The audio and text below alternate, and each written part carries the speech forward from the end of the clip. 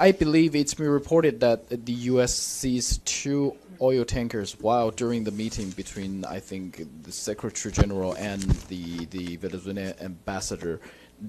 Does the UN have anything to say on the latest development? Yes, we're of course aware of the situation.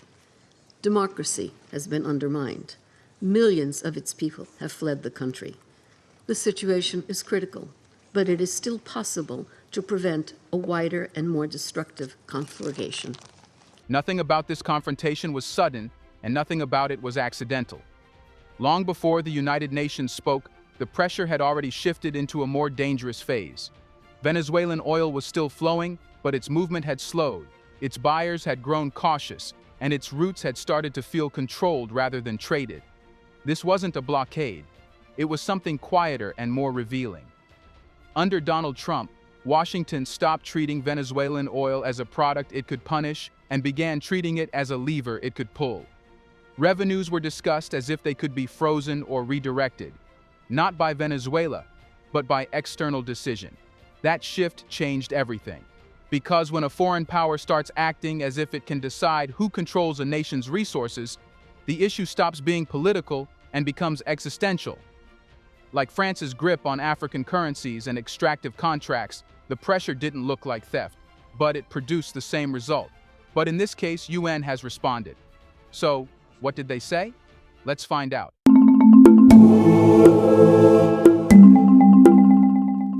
Inside Venezuela, the problem was obvious but difficult to challenge. There was no single order to point to, no written ban, no universal embargo. Yet oil began behaving as if it needed permission to move. Each shipment felt provisional, as though approval could be withdrawn at any moment. This was pressure engineered to be deniable, strong enough to squeeze, subtle enough to avoid immediate backlash. Behind that pressure sat Washington. Under Donald Trump, maximum pressure had already become normal policy. But this phase was different. It wasn't about stopping sales outright, it was about shaping the entire environment around sales. Shipping companies began acting as if U.S. tolerance, not Venezuelan ownership, determined whether oil could move smoothly. Buyers calculated political exposure before price. Insurers treated Venezuelan crude as a liability rather than a commodity. That is how modern power operates when it wants to stay invisible. No troops, no blockades, just friction at every critical point. Financing, insurance, shipping, settlement. Each private actor could say it was acting independently, cautiously, responsibly. But collectively, their caution produced the same effect as control. It echoed a method Africa knows well.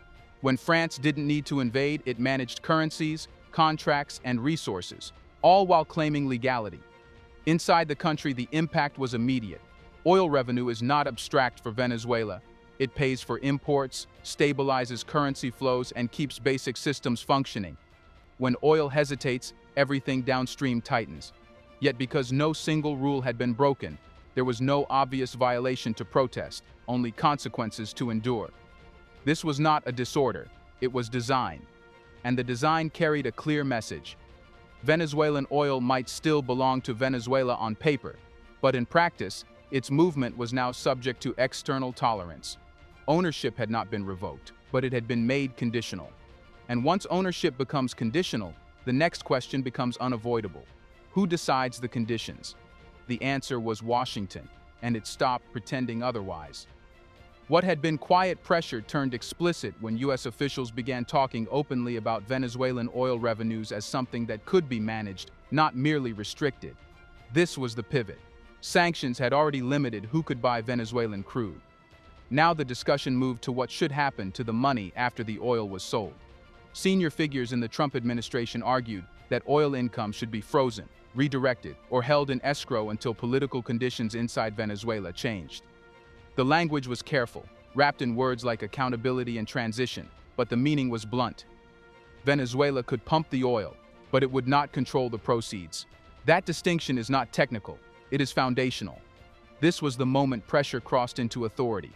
When a foreign power claims the right to supervise another country's primary source of income, it is no longer influencing behavior, it is asserting control. Oil stopped being a commodity subject to penalties and became an asset subject to approval.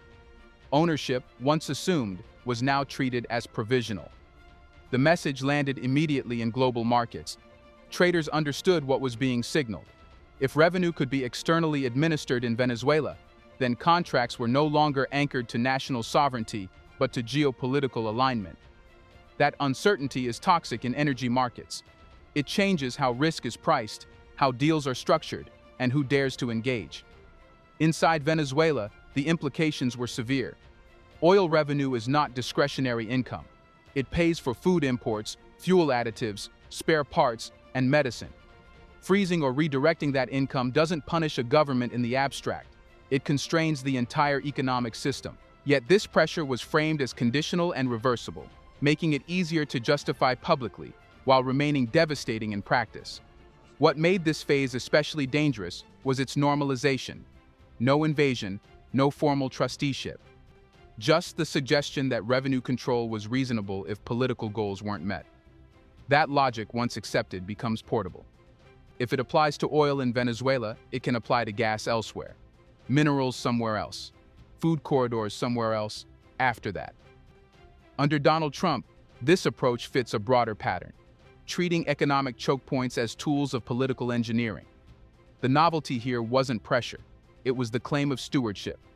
The idea that a country could be denied not just access to markets, but access to the value generated by its own resources.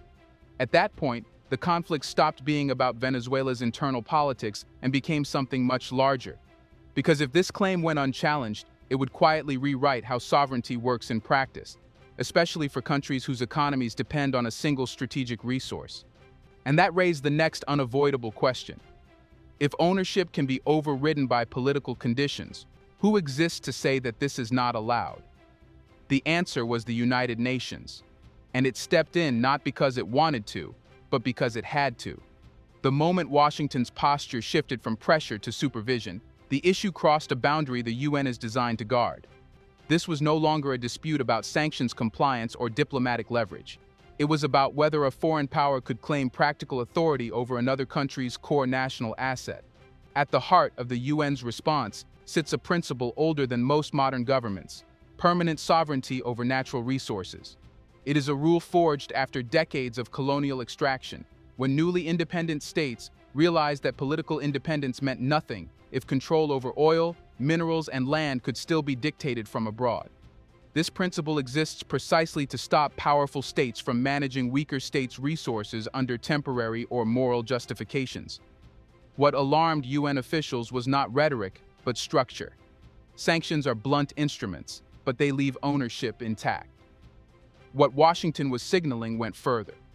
By discussing escrow arrangements, revenue freezes, and conditional access to oil income, the United States was behaving less like a sanctioning authority and more like a custodian.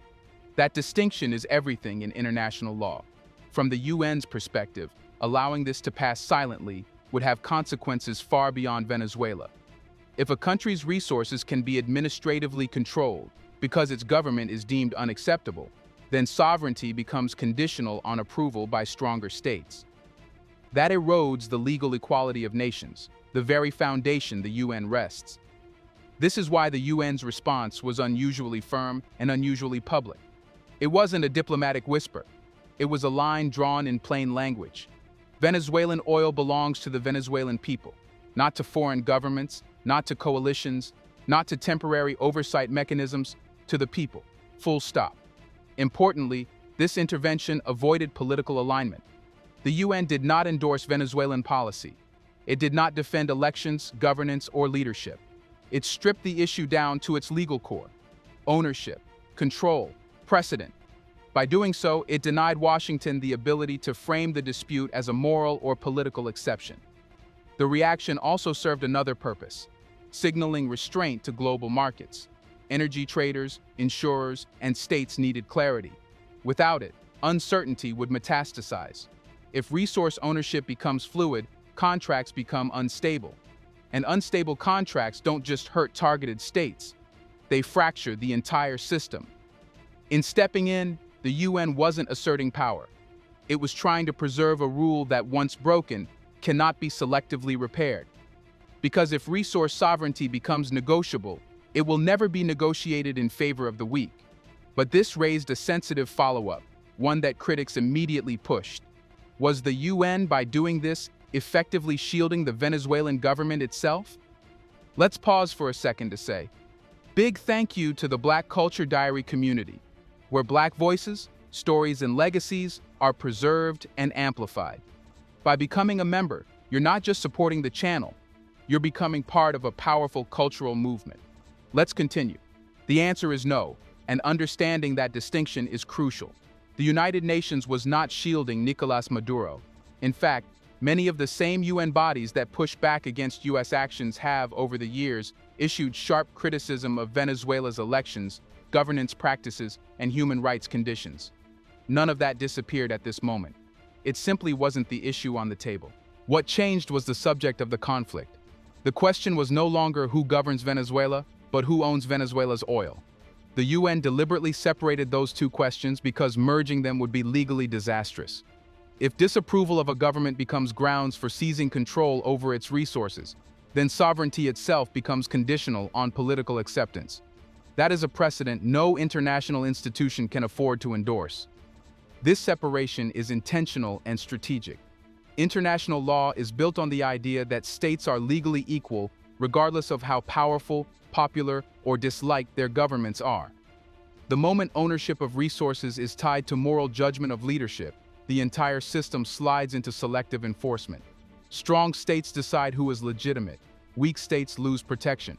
Law turns into leverage. The UN's intervention made this clear without theatrics. It did not argue that Venezuela's leadership was good or bad. It argued that leadership disputes do not transfer property rights. Oil does not become foreign administered because a government is unpopular. Assets do not change hands because a political transition is desired. Those are political objectives, not legal mechanisms. This distinction matters because it closes a dangerous loophole. Without it, any powerful country could justify external control by framing its actions as a moral necessity.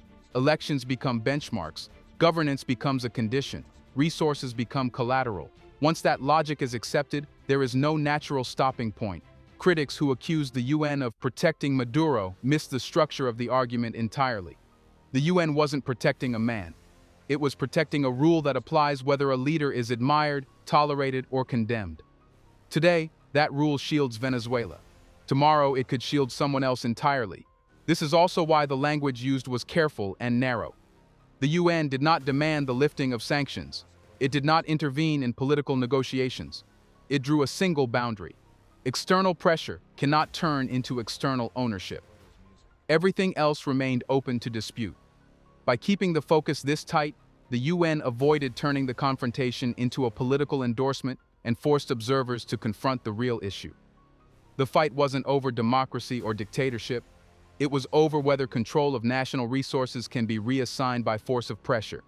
And once that became clear, another realization followed quickly, one that reached far beyond Venezuela.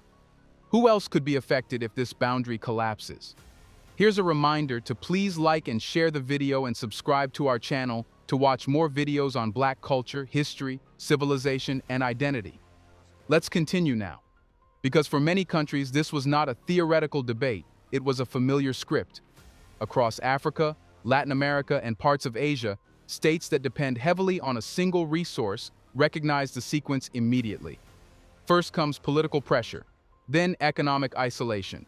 Then, the suggestion is that resources should be managed responsibly until conditions improve. Each step is presented as temporary. Each step is justified as necessary. And almost every time, the same question follows. Managed by whom? What made the Venezuela moment different was that the language of management was no longer implied. It was spoken openly. That clarity forced governments watching from a distance to imagine themselves in the same position. If oil revenue can be frozen or redirected in Caracas, then gas revenue can be supervised elsewhere. If crude sales can be conditionally approved, then lithium exports, cobalt supply chains, or food corridors can be treated the same way. This is why the UN statement traveled so fast outside Western capitals. It wasn't received as commentary on Venezuela. It was read as a signal about limits. Many states understood that the issue was not Maduro, ideology, or elections, but vulnerability. Countries with concentrated resources know that control doesn't have to look like an occupation to be effective. It just has to sit at the choke points: insurance, finance, shipping, settlement. For governments that fought long battles to reclaim resource sovereignty after colonial rule, the idea of external supervision is especially sensitive. Their history is full of trusteeships that never ended and oversight that quietly became extraction. That memory shapes how new pressure is interpreted, even when the language sounds modern and procedural. This is also why the reaction was not a loud protest, but focused attention. Leaders didn't rush to defend Venezuela publicly. They watched how the line was drawn. They noted that the UN framed the issue around ownership, not politics. That framing matters because it determines whether future disputes are judged by law or by power. In private conversations and diplomatic circles, the implications were clear. If resource ownership becomes contingent on political alignment, then neutrality becomes risky and independence becomes expensive. Smaller states lose room to maneuver. Strategic assets stop being sources of leverage and become liabilities that attract control.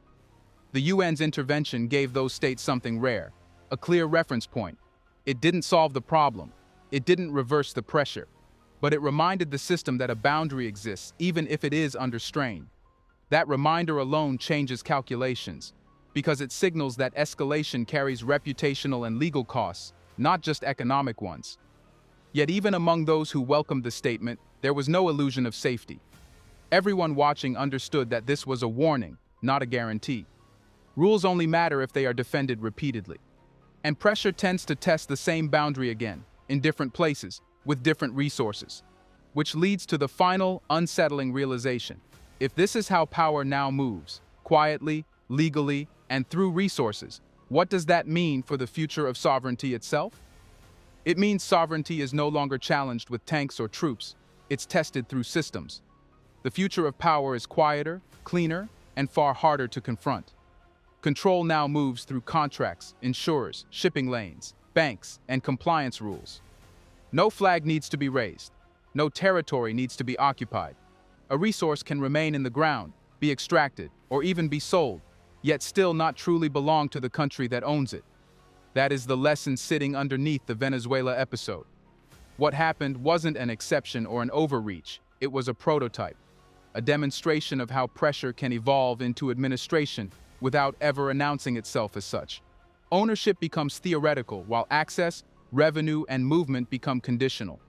And conditions, once introduced, have a way of multiplying. This model is especially effective because it appears lawful. Each actor in the chain can claim neutrality. Insurers cite risk. Banks cite compliance. Shipping firms cite exposure. Governments cite policy. No single move looks like domination. But the outcome is indistinguishable from it. The resource bends to an external will. That is why the United Nations response mattered even if it did not reverse events. It is named the mechanism. It said out loud what is usually left implicit, that pressure cannot quietly turn into ownership without destroying the idea of equal sovereignty. That statement doesn't stop power, but it complicates its use.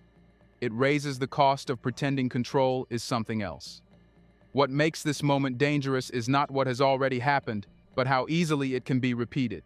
The same logic applies anywhere a country depends heavily on one asset: oil, gas, lithium, rare earths, grain routes, water infrastructure. The resource changes, the method doesn't. And once the method is normalized, resistance becomes harder because there is no single act to resist. This is the shift many states are now grappling with. Independence used to mean control of territory. Now it means control of systems. Lose the systems, and the territory becomes symbolic. That reality forces uncomfortable choices: diversify resources, build alternative financial channels, seek new partners, or accept vulnerability as the cost of participation in global markets. This is exactly what Paris perfected in Africa through monetary systems and energy deals. Washington is now testing through oil flows and revenue access. Venezuela exposed the tension. The UN drew a line. But lines only matter if they are defended again and again. Power does not retreat permanently. It probes, adapts, waits. The next case may look different. It may involve a different country, a different justification, a different resource, But the question will be the same. If ownership can be made conditional without conquest, how long before sovereignty itself becomes optional in not just Africa, but the whole world? Let us know in the comments section. Can anyone stop the US?